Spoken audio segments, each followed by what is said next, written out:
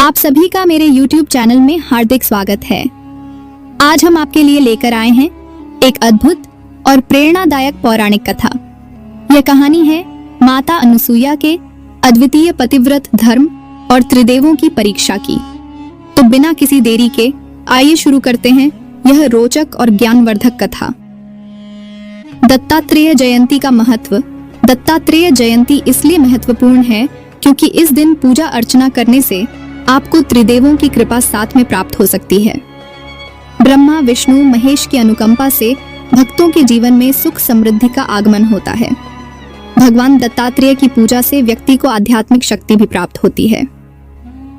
दत्तात्रेय की कथा माता अनुसुईया का अद्भुत तप और त्रिदेवों की परीक्षा त्रेता युग का समय था। महर्षि अत्रि और माता अनुसुईया का आश्रम घने जंगलों के बीच था, जहां ऋषि मुनियों का आना जाना लगा रहता था। माता अनुसुईया अपने पतिव्रत धर्म और करुणा के लिए तीनों लोकों में प्रसिद्ध थीं। उनकी दिव्यता इतनी महान थी कि देवता तक उनके चरणों में नमन करते।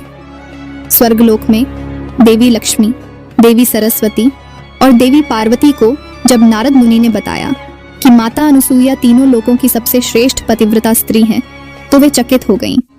उनके मन में यह सवाल उठने लगा कि क्या वाकई कोई स्त्री हमसे श्रेष्ठ हो सकती है। नारद मुनि के शब्दों ने उनके भीतर प्रतिस्पर्धा की भावना जगा दी। तीनों देवियों ने त्रिदेवों ब्रह्मा, विष्णु और महेश से अनुरोध किया कि माता अनुसुईया की परीक्षा ली जाए। एक दिन महर्षि अत्रि अपनी साधना में लीन थे। तभी 3 अजनबी साधु आश्रम के द्वार पर आए। साधुओं का तेजस्वी स्वरूप देखकर माता अनुसुईया ने आदर पूर्वक उनका स्वागत किया। उन्होंने जल, कंदमूल और फल अर्पित किए, लेकिन साधुओं ने एक विचित्र शर्त रखी। हम तभी भोजन ग्रहण करेंगे जब आप हमें अपनी गोद में बैठाकर भोजन कराएंगी। माता अनुसुईया चौंक गईं। वह जान गईं कि यह साधारण साधु नहीं है।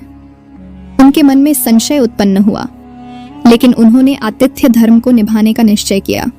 माता ने अपने पति और भगवान नारायण का ध्यान करते हुए आश्रम में रखे कमंडल से जल उठाया और तीनों साधुओं पर छिड़का, और चमत्कार हुआ। साधु रूपी त्रिदेव बालकों में परिवर्तित हो गए। अब माता अनुसुईया तीनों बालकों को गोद में लेकर पालने में झुला रही थीं, जैसे कोई स्नेहमयी माता अपने बच्चों को सुलाती है। स्वर्गलोक में जब तीनों देवियां अपने पतियों को ना पाकर चिंतित हो गईं, तो नारद मुनि ने उन्हें पूरी घटना सुनाई।